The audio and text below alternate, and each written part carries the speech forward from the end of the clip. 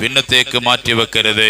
മഹാന്മാര് പഠിപ്പിക്കുന്നു, ധൃതി കാണിക്കുക അത് ശൈത്താനിന്റെ സ്വഭാവത്തിൽപ്പെട്ടതാണ്. അൽ അജലത്തു മിനശ്ശൈത്താൻ, ശൈത്താനിന്റെ സ്വഭാവത്തിൽപ്പെട്ടതാണ് ധൃതി വയ്ക്കുക എന്നത്. എന്നാൽ ലാക്കിൻ അൽ അജലത്തു സുന്നത്തുൻ ഫീ ഖംസി മവാളിഇൻ, 5 കാര്യങ്ങൾക്ക് വേണ്ടി ധൃതി കാണിക്കുന്നത് സുന്നത്താണ്. ഏത് കാര്യത്തിലും എടുത്തു ചാടുക, ഏത് കാര്യത്തിലും ധൃതി കാണിക്കുക അത് ശൈത്താനിന്റെ സ്വഭാവത്തിൽപ്പെട്ടതാണ്. ഒന്നിനും എടുത്തു ചാടരുത്, ഒന്നിനും നിങ്ങൾ ധൃതി കാണിക്കരുത്. അൽ അജലത്തു മിനശ്ശൈത്താൻ, അജലത്ത് ശൈത്താന്റെ സ്വഭാവത്തിൽപ്പെട്ടതാണ്. എന്നാൽ ചില കാര്യങ്ങൾക്ക് വേണ്ടി നിങ്ങൾ അജലത്ത് കാണിക്കണം, നിങ്ങൾ എടുത്തു ചാടണം. ചില കാര്യങ്ങൾക്ക് വേണ്ടി നിങ്ങൾ ധൃതി കാണിക്കണം. ഏതൊക്കെ കാര്യത്തിന് വേണ്ടിയിട്ടാണ്? മഹാന്മാര് ഇമാമിയങ്ങൾ പഠിപ്പിക്കുന്നുണ്ട്, ഒരാള് മരണപ്പെട്ട് കഴിഞ്ഞാൽ ആ മരിച്ച ആ മയ്യത്തിനെ അടക്കുന്ന കാര്യത്തില് നിങ്ങൾ അജലത്ത് കാണിക്കണം, ധൃതി കാണിക്കണം. മഹാന്മാര് പഠിപ്പിക്കുകയാണ്. അതിങ്ങനെ വെച്ചുകൊണ്ടിരിക്കരുത്. ആഫ്രിക്കയിലുള്ള മകൻ വരട്ടെ, അബുദാബിയിലുള്ള മകൻ വരട്ടെ, വന്നതിന് ശേഷം അടക്കിയാൽ മതി എന്ന് പറഞ്ഞ് അതേ ദൂരെ നിന്ന് വരാനുള്ളവർക്ക് വേണ്ടി ആ മയ്യത്തിനെ പിന്നെ ഫ്രീസറിൽ കയറ്റി, മൊബൈൽ മോർച്ചറിയിൽ കയറ്റി വീണ്ടും ഒരു അദാബ് പെടുത്താൻ പാടില്ല. ഏറ്റവും വലിയ കഠിനമായ വേദന അത് മരണത്തിന്റെ വേദനയാ, മരണവേദനയാ. ആ മരണവേദന അനുഭവിച്ച് ആ മരണവേദനയുടെ ചൂട് ആറുന്നതിന് മുന്നേ, ആ വേദന ശരീരത്ത് നിന്ന് തീരുന്നതിന് മുന്നേ ആ മയ്യത്തിനെ വീണ്ടും അദാബ് പെടുത്താൻ വേണ്ടി അതേ മൊബൈൽ മോർച്ചറിയിലേക്ക് കയറ്റി വെക്കുകയാണ്. തണുത്ത് നമ്മുടെ ശരീരം, ജീവനുള്ള ശരീരം, നമ്മളൊന്ന് ഫ്രീസറിലേക്കൊന്ന് കയറിയിരിക്കുമോ, ഐസ് കട്ടയുടെ മുകളിലേക്ക് ഒരു 10 മിനിറ്റ് നമ്മളൊന്നിരിക്കുമോ, ശരീരം ഇങ്ങനെ തണുത്ത് വിറയ്ക്കുകയില്ലേ? തണുപ്പ് കാലത്ത് പോലും പുതയ്ക്കാതെ നമ്മൾ കിടക്കാറില്ല.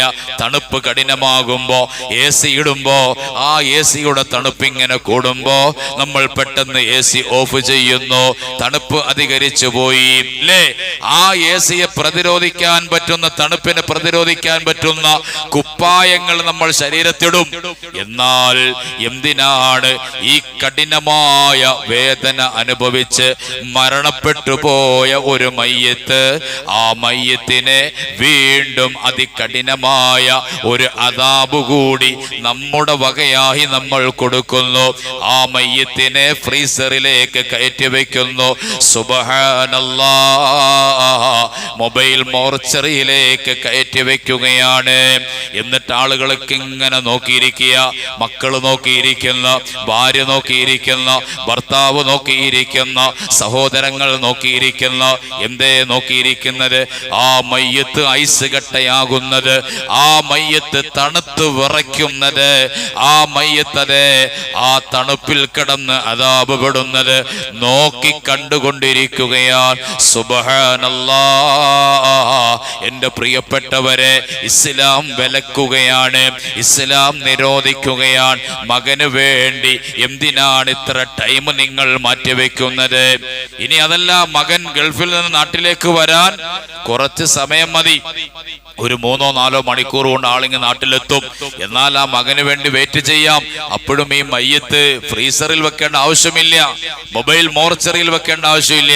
ഇത് 1-2 ദിവസം മന്ത്രി വരാനുണ്ട്, MLA വരാനുണ്ട്, അവരൊക്കെ വന്ന് പൂച്ചെണ്ടുകൾ കൊണ്ട് അർപ്പിച്ചതിന് ശേഷമേ ഈ മയ്യത്തിനെ എടുക്കുകയുള്ളൂ, എടുക്കാൻ പാടുള്ളൂ എന്ന് പറഞ്ഞു മനഃപൂർവ്വം ജനാസയോട് അതേ ധിക്കാരം പ്രവർത്തിക്കുന്നവർ, അനാദരവ് പ്രവർത്തിക്കുന്നവർ നമ്മുടെ ഇടയിൽ തന്നെയുണ്ട്. സുബ്ഹാനല്ലാഹ്, ചിന്തിച്ചു നോക്കണം എന്റെ പ്രിയപ്പെട്ടവരെ. അതുകൊണ്ട് അത് പിന്നത്തേക്ക് മാറ്റിവെക്കരുത്. അവിടെ അജലത്ത് കാണിക്കണം, ധൃതി കാണിക്കണോ, എത്രയും പെട്ടെന്ന് അടക്കാനുള്ള സംവിധാനങ്ങൾ ചെയ്തു കൊടുക്കണോ. പരിശുദ്ധമായ ശറഅ് പഠിപ്പിക്കുകയാണ്.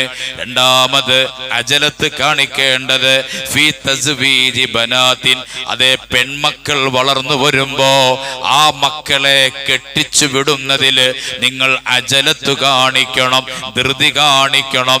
അനുയോജ്യരായ ലാഹിഖായ വരന്മാരെ കണ്ടുപിടിച്ച് അവരെ കെട്ടിച്ച് നിങ്ങൾ വിടണം. പിന്നെ ആകട്ടെ ഇനി 5-6 വർഷം കൂടെ കഴിയട്ടെ, ഇനി അടുത്ത ഡിഗ്രിയും അടുത്ത ഡിപ്ലോമയും PGയും അതും ഇതും ഒക്കെ എടുത്തതിന് ശേഷമാകട്ടെ കല്യാണം എന്ന് പറഞ്ഞ് പിന്തിപ്പിക്കാൻ പാടില്ല.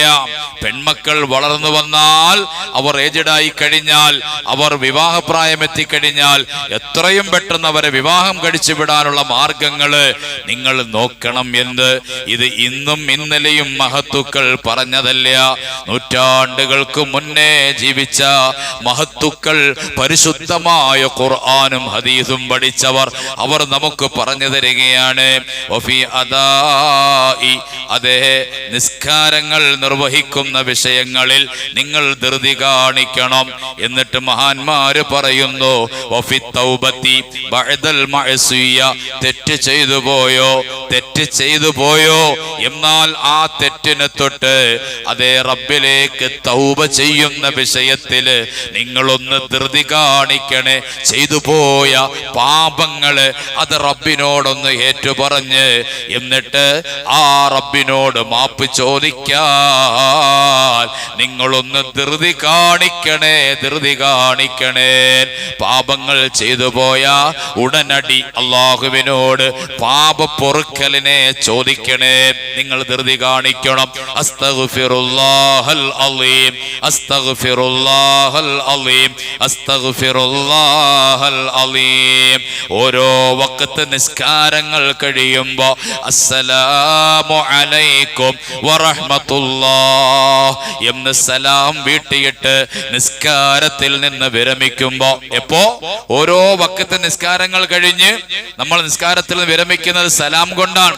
അസ്സലാമു അലൈക്കും വറഹ്മത്തുള്ളാഹ്, അസ്സലാമു അലൈക്കും വറഹ്മത്തുള്ളാഹ് എന്നിങ്ങനെ സലാം വീട്ടിയിട്ട് നിസ്കാരത്തിൽ നിന്ന് വിരമിച്ച ഉടനെ അസ്തഗ്ഫിറുല്ലാഹൽ അലീം, അസ്തഗ്ഫിറുല്ലാഹൽ അലീം, അസ്തഗ്ഫിറുല്ലാഹൽ അലീം 3 തവണ ഇസ്തിഗ്ഫാർ ചൊല്ലൽ സുന്നത്തുണ്ട്.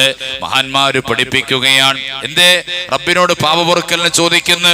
നിസ്കരിച്ചതൊരു പാപമായതുകൊണ്ടാണോ? നിസ്കാരം ഒരു പാപമാണോ? ചിലർ അങ്ങനെ കളിയാക്കാറുണ്ട്. എന്തിനാ അങ്ങനെ പറയുന്നത്? നിസ്കാരം അവൻ നിസ്കരിച്ചതൊരു പാപമായതുകൊണ്ടാണോ നിസ്കരിച്ച് കഴിഞ്ഞ ഉടനെ അസ്തഗ്ഫിറുല്ലാഹൽ അലീം എന്ന് പറയുന്നത്? അല്ല. പിന്നെ എന്താണ്? നിസ്കാരത്തിലെങ്ങാനും വല്ല വീഴ്ചകളും വന്നു പോയിട്ടുണ്ടോ, വല്ല കുറവുകളും വന്നു പോയിട്ടുണ്ടോ?